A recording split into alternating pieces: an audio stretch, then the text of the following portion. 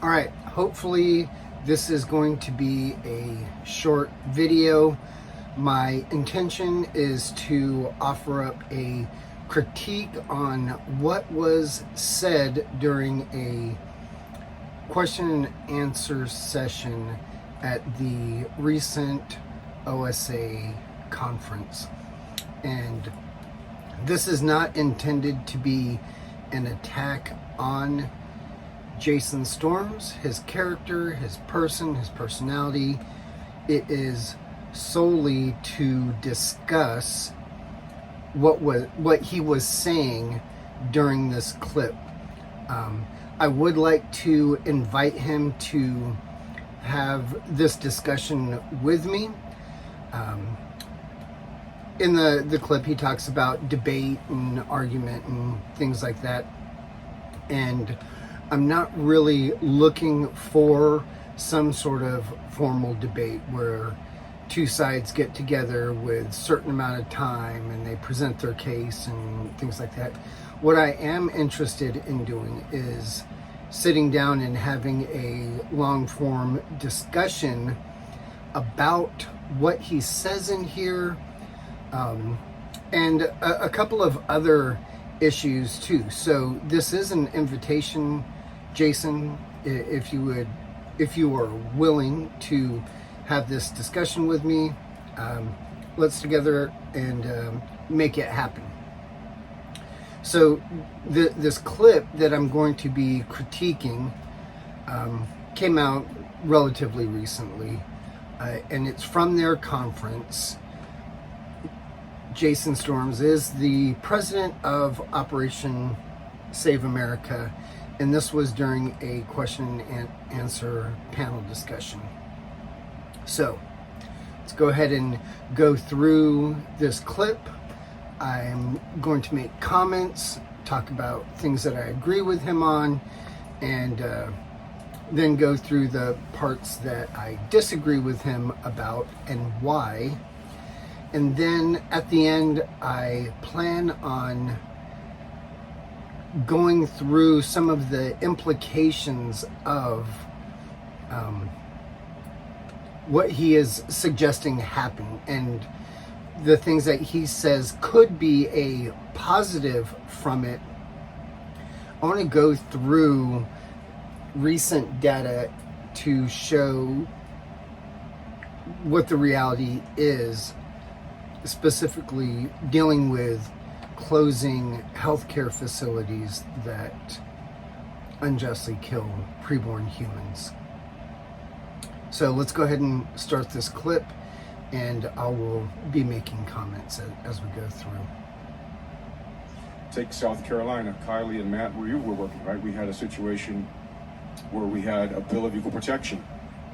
The establishment wanted a heartbeat bill. They knew South Carolina, super majority, super pro-life state, that people want abortion ended, generally. Enough of them do that they've got to do something. There's enough churches that are awake in preaching that they've got to do something. And so the political establishment wants to do the least thing. They put forward a heartbeat bill. We put forth an equal protection bill. You guys are working on that, our coalition. Bradley was there, Jeff, you. A lot of us were there working on that. Well, then you had sort of a life at conception bill that got amended with exceptions. So now you got three bills. You got our equal protection bill, you got a heartbeat bill, and then you've got this flawed life at conception bill with exceptions. And so it's all getting debated in South Carolina, and they're all, and these babies, as Rusty said, are on the chopping block, right? And so we were preaching and proclaiming justice for the preborn. And we were trying to pull that Overton window our way. And then, of course, our equal protection bill was killed, right? They killed it. Done. Donezo. We're off the table. We're wiped out. Our boat's gone. So what do you do now? Now you've got this life at conception bill that's flawed, and we must point out the flaws. I would say we must say that is a flawed, unjust bill. You don't get a pass on that. But versus a heartbeat bill. Now these guys are debating these two bills. Well, what do you do? And so the honest question I have to ask, I mean, I'd say as a pastor, I would say both bills are wicked. You're falling short as a legislative body. You're going to stand guilty before God because you're allowing bloodshed to continue. Shame on you. Do justice. Okay, this seems like a good place to start. So he's going to use what has been going on recently in South Carolina to address this topic. This is his example of how to talk about this topic. And he says that there are 3 bills that were brought up. One was an equal protection bill, and I'm going to assume that this was a legitimate equal protection, equal justice bill that treats the unjust killing of humans equally and applies criminal homicide laws to every individual case of criminal homicide, letting the evidence of that particular case be used in the adjudication of that case, right? He says that Bradley and some of them were in a coalition to be the architects in writing this. So, I mean, it's a good assumption that this is a legitimate abolition bill or equal justice bill, equal protection bill. Okay, we should support that. And then he says that there is a heartbeat bill that the establishment, the politician establishment, with pressure that's put on them, they know they have to do something, so the least thing that they can do is write this healthcare bill that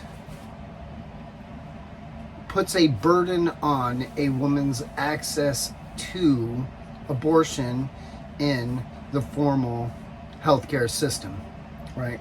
So they are restricting her access to abortion using a healthcare law at the fetal heartbeat. And he says that another group came up with a third bill that is conception personhood bill, and it does have some exceptions, so it does not provide equal justice. It likewise is a healthcare bill that would severely restrict or place a burden on a woman's access to abortion in the formal healthcare setting. They straight away kill the equal justice bill, and so you have these 2 bills that they are debating. And using his words, it is a flawed bill. These 2 bills are wicked, unjust, sinful. And he rightly says that about these healthcare bill proposals, that because these bills are treating the unjust killing of humans as healthcare, they are unjust, they are wicked, they are sinful. And he goes on to say that as pastors, they are out there calling the legislature to do justice, to do their duty before God as his deacon, to bear the sword and not bear it in vain. And he says that he's using his position as a pastor to speak truth, not just to his congregation, not just to the culture out there that hates God and loves death, but directly to the legislature, saying, you will stand before God for this wicked bill, for this unjust bill, the sinful bill. He's reminding them of their duty, saying, like the scripture says, woe to you that decree iniquitous decrees. These health care bills are wicked, they're unjust, they are iniquitous decrees that oppress the fatherless.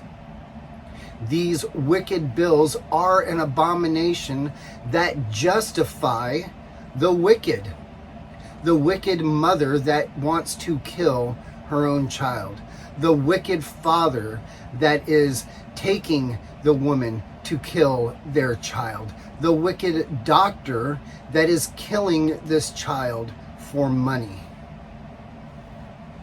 These health care bills, like the heartbeat, and these exceptions in this personhood from conception healthcare law, are that type of abomination that justify the wicked.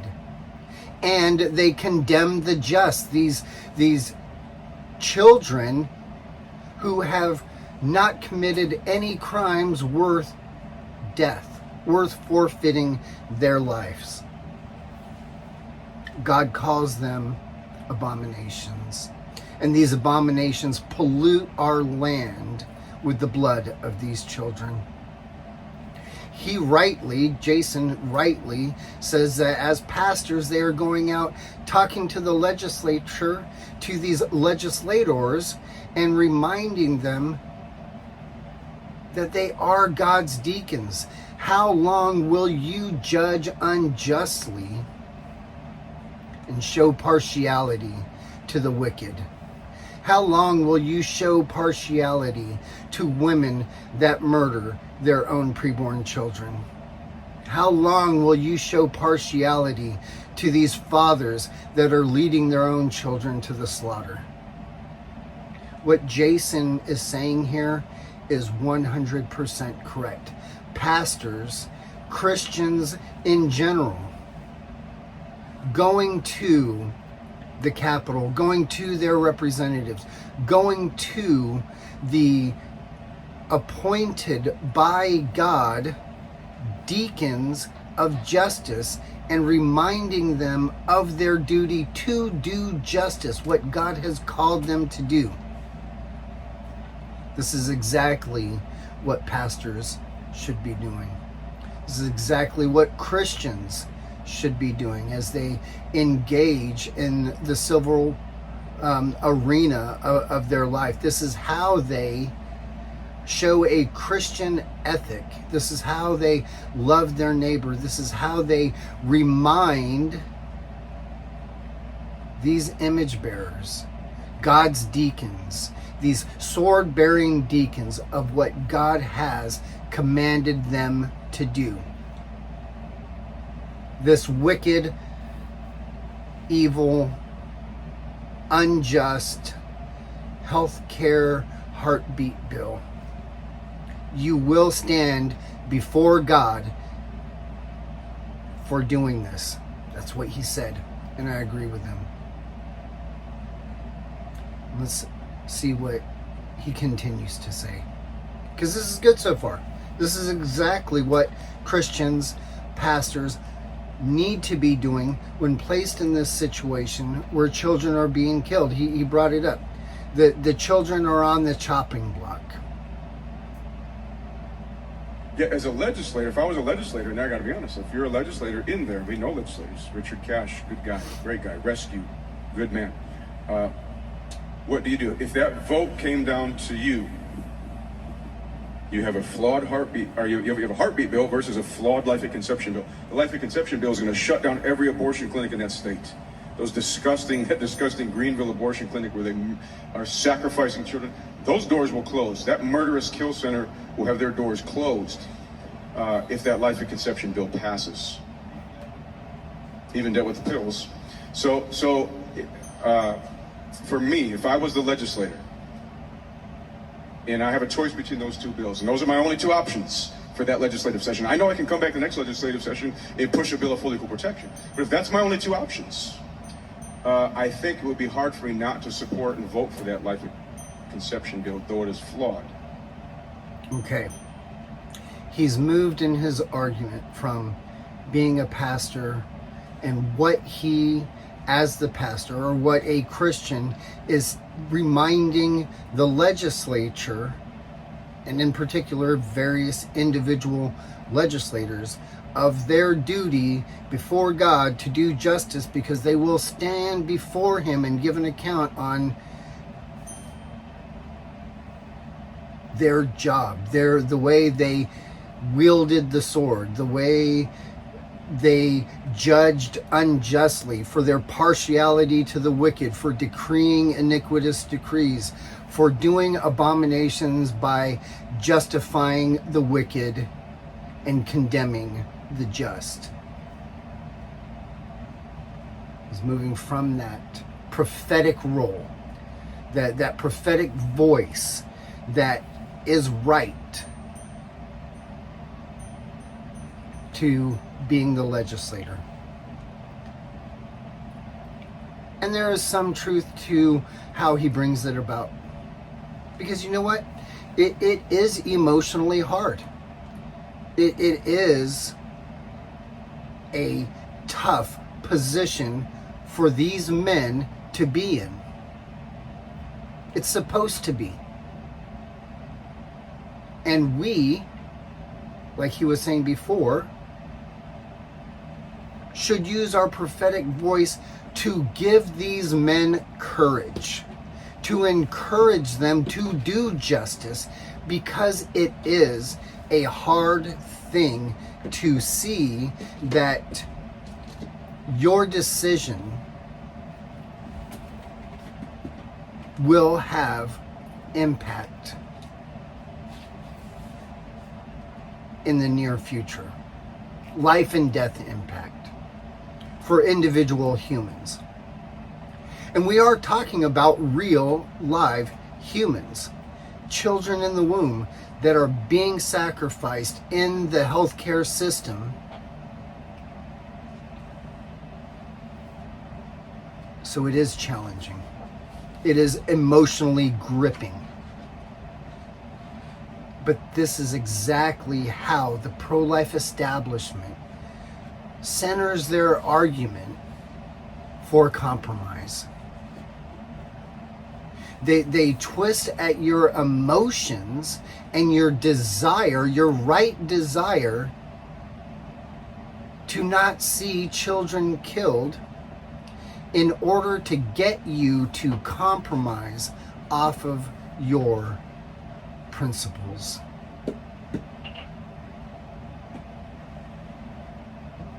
It's a way to say that the ends justify the means.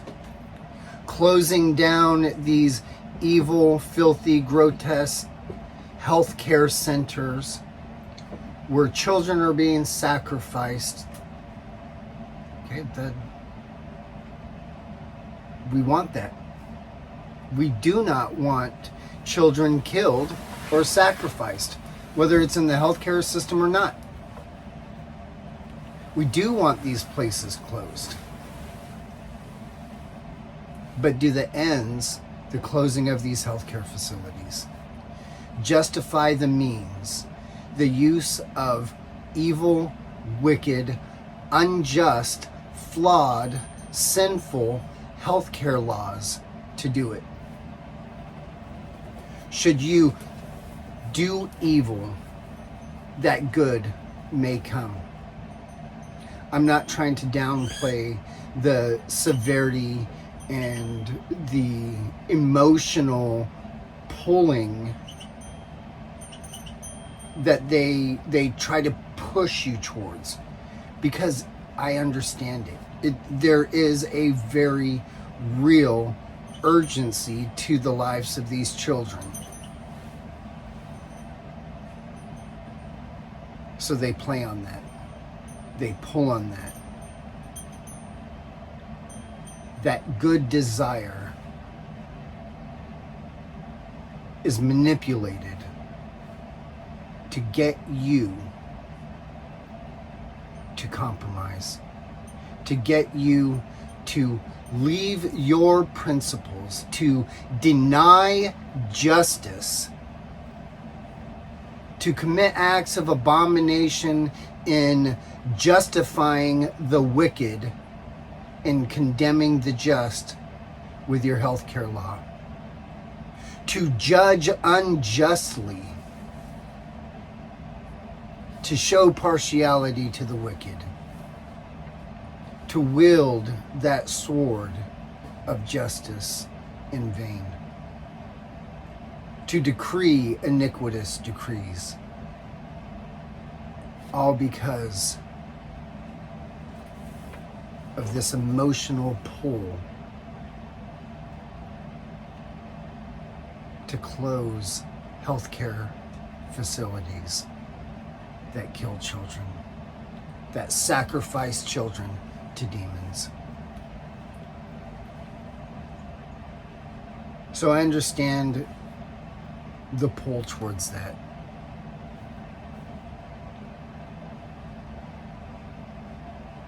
But it's wild.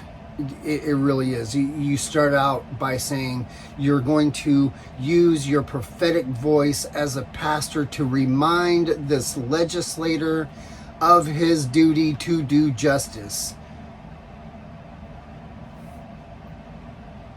And then you're going to give him cover and support him for doing the opposite of what you were exhorting him to do in your prophetic voice. The really interesting thing that I find about this coming from Jason in particular is because his church, him as a pastor, Matt Truella as a pastor, they have been so powerful and influential when it comes to the doctrine of the lesser magistrate, when it comes to exhorting sheriffs, religious institutions, and the legislature, governors, executives, exhorting them to stand on principle, to stand on truth, to not compromise in the face of wicked, sinful, unjust tyranny. The two of them, Matt Truella and Jason, have done such an amazing job. The amount of influence that those two together have shown to their family, their church, their local area, the United States as a whole, and abroad, through works like the Doctrine of the Lesser Magistrate. His book sold like 120,000 copies. They both lecture on the topic all over in a variety of different applications, whether it's Second Amendment stuff, sheriff stuff, homeschool stuff, medical tyranny,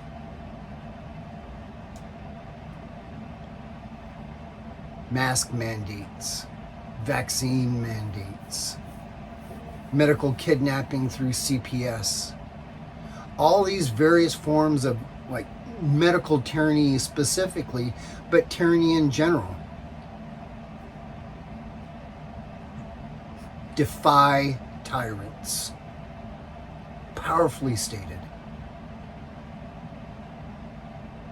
The duty is ours, but results belong to God. They, Jason and Matt, their church, they remind us of that all the time. Defy the tyrant. Sometimes that tyrant is you. The duty is ours. You do what God has commanded you to do, and the results belong to Him in His most wise providence. They have shown such a powerful voice against the religious establishment, legislature, organizations, lobbyists, showing their cowardice for compromise.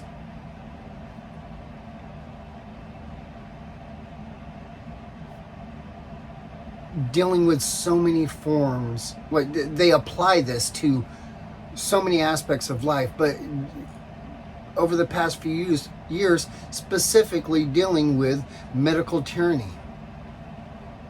Exhorting legislators, even if they are the lone voice, when all of their colleagues have whored themselves out, when all of the other legislators have compromised, weak men, cowards, they exhort the one legislator: do your duty before God, do justice, defy the tyrant. That duty is your duty. Let the results belong to God. In the face of these cowards, do not join them. When they come to you for mask mandates, defy that tyranny. Stand in the face of those whores and tell them what God has commanded you to do as your duty as his sword-bearing deacon. When those cowards come to you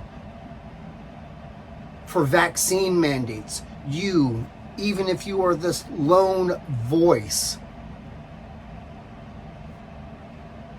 stand your ground, defy that tyrant, do your duty before God,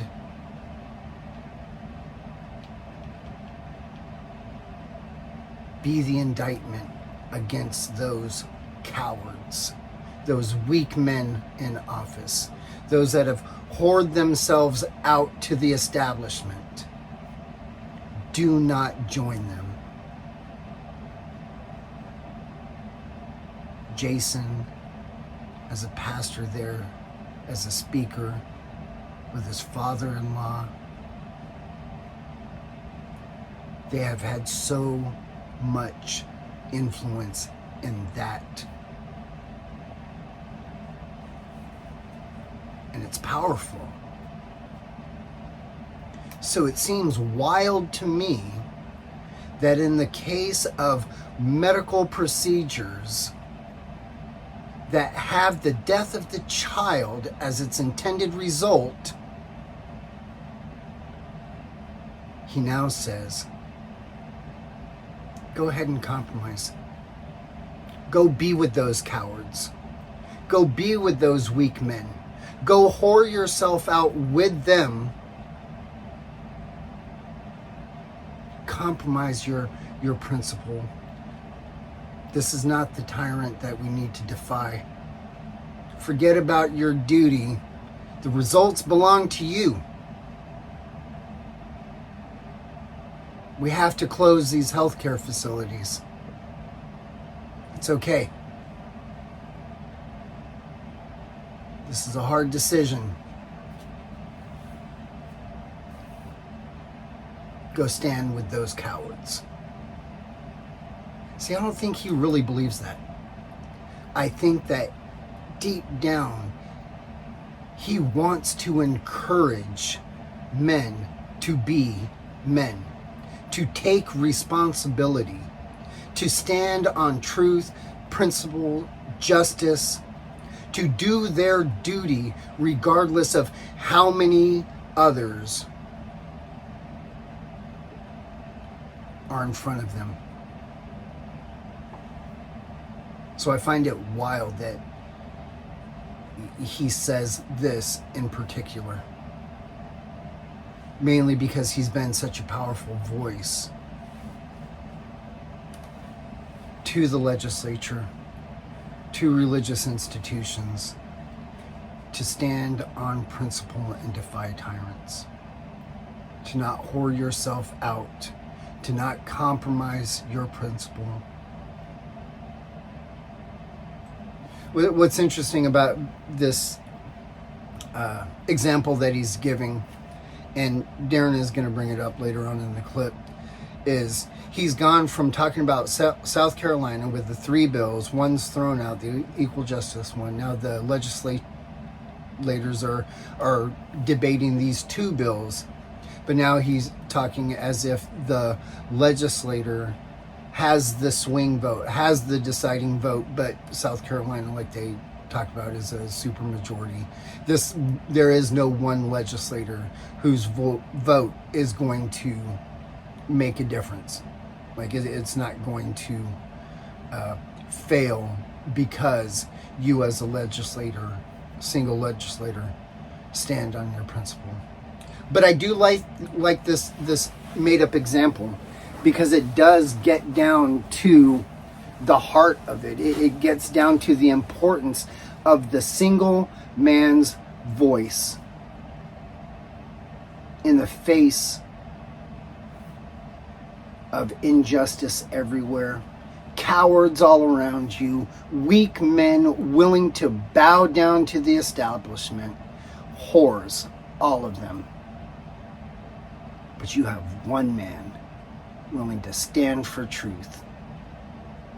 And as he votes against that wicked, unjust, flawed healthcare law, he can speak truth to the entire legislature. I am against this healthcare law because it is wicked, because it is unjust, because it is sinful. He can stand there before all of his coward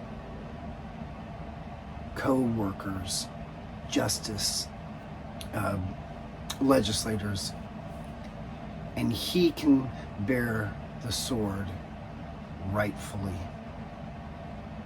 That would be powerful. But that's not what he's suggesting here.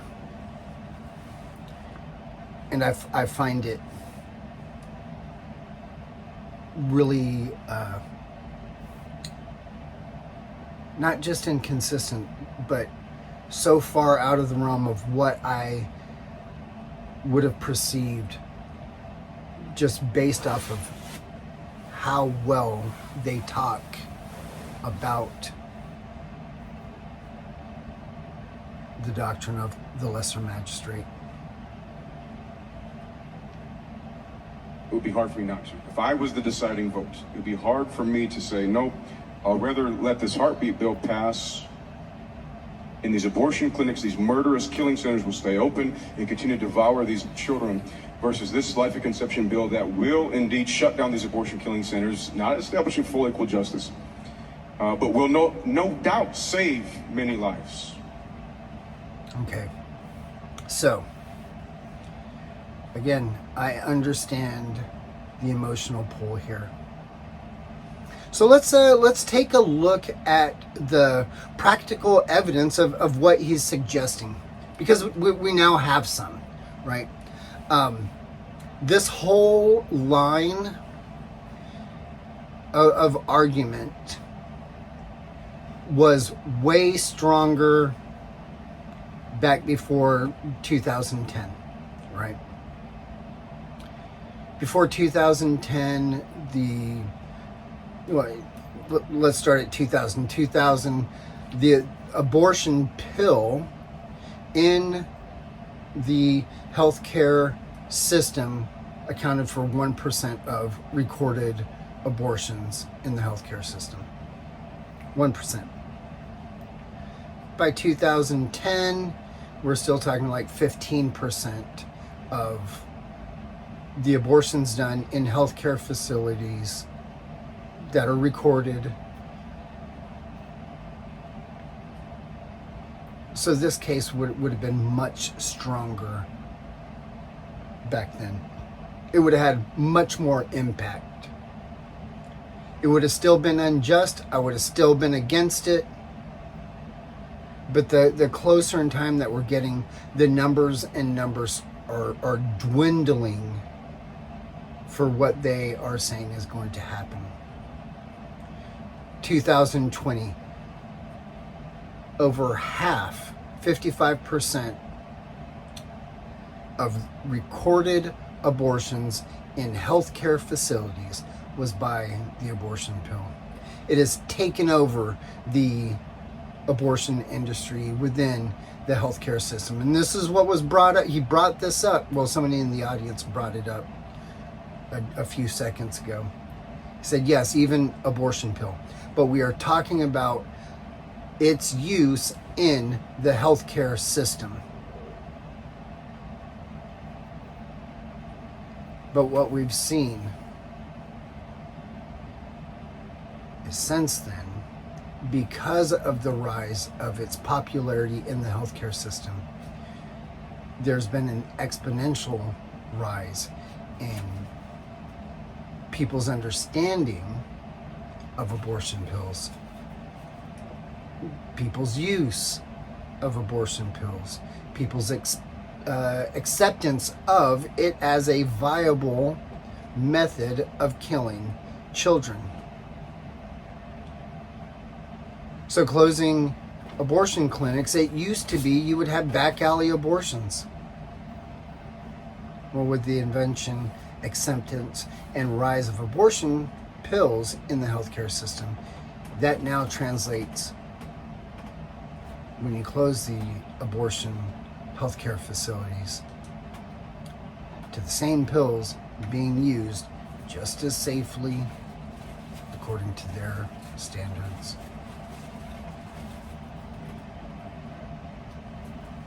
It's easier, it's cheaper, and this is what we've seen in Texas. So let's look at the practical implications from the data that we've had over the past 2 years about what it means to close healthcare facilities. I think that the closing of healthcare facilities that kill children has been more damaging to the cause of justice. But I want to set that part aside just for a second. Let's talk about the number of children saved, because that's what he brought up. And this is a point that many pro-life organizations and legislators go to. Children saved. Abortion is banned because we've closed healthcare facilities. And it's just not true. They've equated those two things, banning abortion and closing healthcare facilities, saving babies and closing abortion healthcare facilities. Now I need to make this caveat, and it's really dumb that I have to say this, but I have to anyways, before people start making objections. I am happy anytime a child is born, regardless of the circumstances that led to the birth of that child. I value that human and celebrate the birth of any human, regardless of the circumstances that led to their birth. For example, I can say that rape is sin, the rapist needs to be executed after due process and being found guilty. And at the same time, I can say that that child, when born, I can celebrate the birth of that child. I can say that sex outside of marriage is sinful. Adultery, let's even go that far, it's sinful, and still celebrate the birth of the child that came about through evil circumstances. I can celebrate the birth of the child where the mother wants this baby. I can celebrate the birth of a child where the mother wants to kill that baby and a Muslim convinced her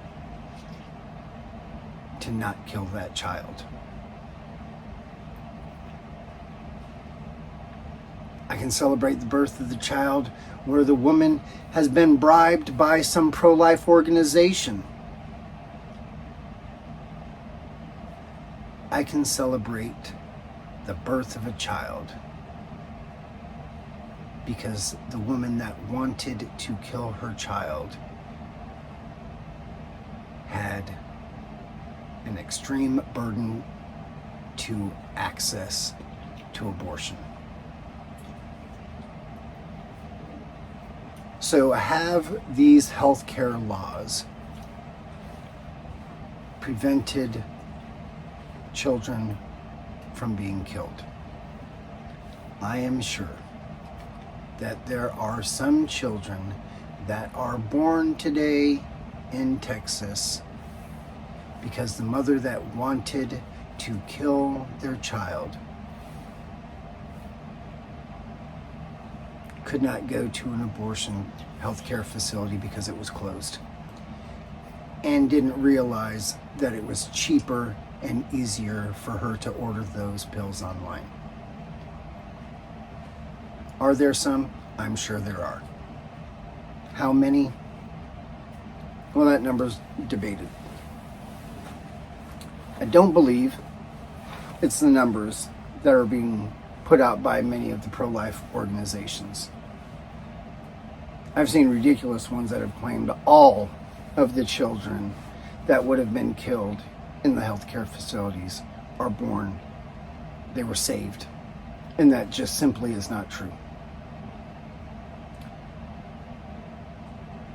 About 6 weeks ago, the Journal for American Medical Association, so this publication, they publish a bunch of people's different research on a whole bunch of different medical topics. One of the papers they published dealt with the live birth increase in Texas, specifically last year from April through December, because those are the numbers that were just recently released. And they claim that 10,000, there was an increase of just under 10,000. So we're going to say 10,000 because that I want to put them in the highest, best light possible. This article goes through, or this research goes through the live birth increases, and there are parts of it that I disagree with, things that I think they didn't take into consideration, and other parts I think that number is high. Now, I will say it is much better than the one that the pro-life organization did like 6 months ago, claiming that through June 5,000 plus babies were alive because of these healthcare laws. But for the sake of argument, let's say that they're correct. Let's say that it is 10,000, that this increase of 10,000 births from April through December are 100%, all of them associated because of the healthcare laws that restricted a woman's access to abortion. 10,000. I can rejoice and celebrate the birth of all 10,000 of these humans, even through the circumstance of evil, wicked, unjust healthcare laws.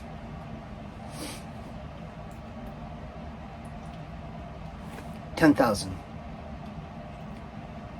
Now the question we need to ask is then, how effective are these laws? Well, they're effective enough to save 10,000 children. That's a lot of children. Let's be grateful about that. How many children were normally killed in healthcare facilities in Texas in that same time period? All right, now we're starting to look. So the number of babies that were born roughly hits between 20 and 25% of the number of children killed in healthcare facilities. 20 to 25%. And let's go with the highest number possible. Let's put them in the best light possible. There are wicked, evil, unjust healthcare laws that closed all of the healthcare facilities in Texas, driving the number of abortions per month from like 5,500 to 11.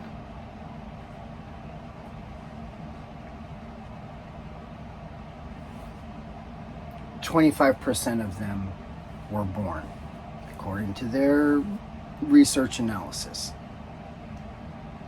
Then what happened to the other 75%? That's what we need to be looking at. Your health care law that is unjust, is wicked, sinful, giving the benefit of the doubt, prevented the death of 25% of those children. Okay, another 25% are child sacrifice tourism. Doesn't matter what laws you place, they're going to go out of state to kill their children. It's not the fault of the healthcare law that these legislators are debating. So that's 50%. Where's the rest of the 50+%? Because I made those other two numbers higher to put them in the best light. We're looking at just over 50% of the children that were killed in the healthcare system under current healthcare laws are still dead. Over 50%. Because it's cheaper and it's easier for women to kill children now that the healthcare facilities have been closed. They've tracked self-managed abortion through pills and education since about 2013, 2014. And there is a correlation between the laws that are being passed, the healthcare laws that restrict access to abortion, and the increase of self-managed abortion requests. And it has spiked. Sure, you've closed healthcare facilities in Texas. You can say that over 5,000 babies a month are not killed in the formal healthcare system.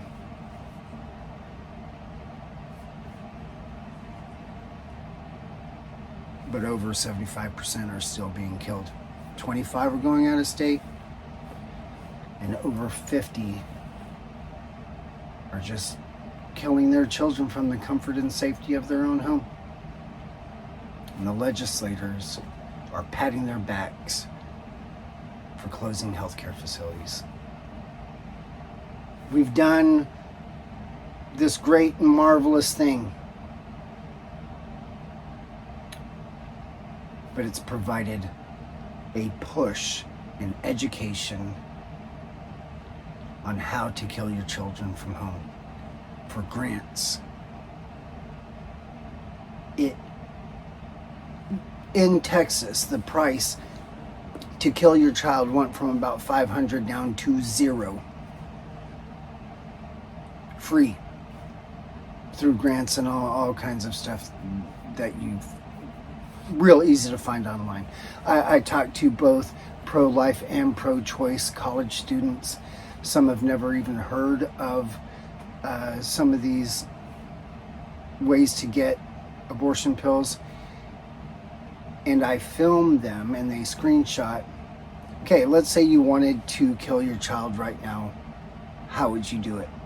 And within less than 5 minutes, they've started answering questionnaires. And after 15 minutes, pills can be sent to their house. That's how easy it is. And they've applied for grants. That's how cheap it is. Closing the healthcare facilities has done very little. Yes, let's say that the 10,000 extra births is a real number.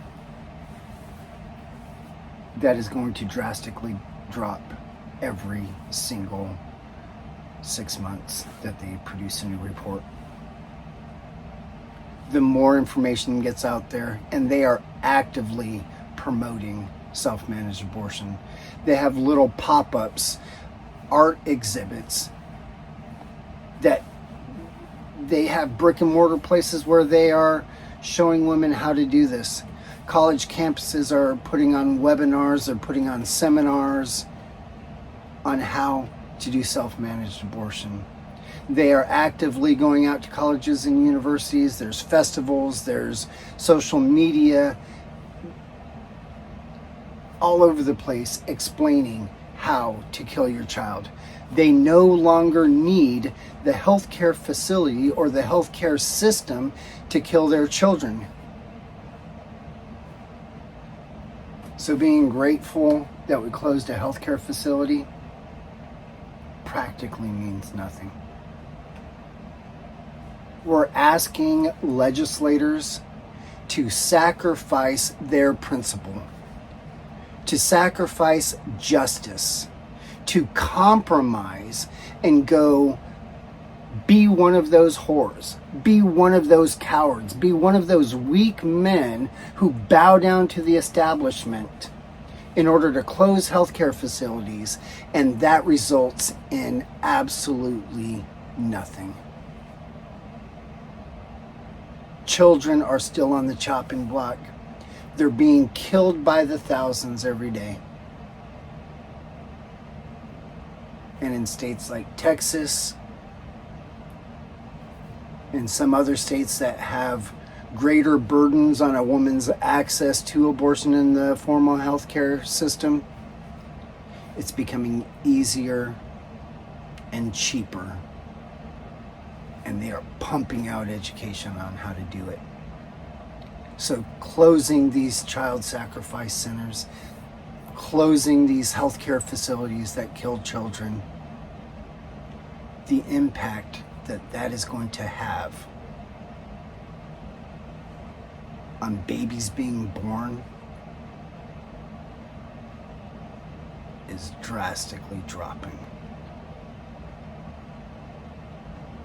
And the other side effect of that is it gives these weak men legislators something to congratulate themselves on, to pat their backs on. Even pro-life organization heads that I've talked to in Texas, when they talk to legislators, they're like, what are you talking about? We've done this great thing. We've closed all the healthcare facilities. Now we're not even going to mess with self-managed abortion because that's not even a real thing. It's not important. We've banned abortion in Texas because we've closed all these healthcare facilities. You've made it harder to execute justice. There's an urgency here.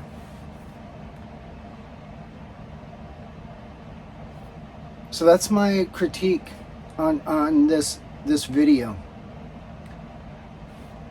I would encourage Jason to stick with the beginning part of what he was saying, his prophetic voice, to remind the legislature, the governor, religious institutions to do justice, that these bills are wicked, they are sinful, they are flawed, they are unjust.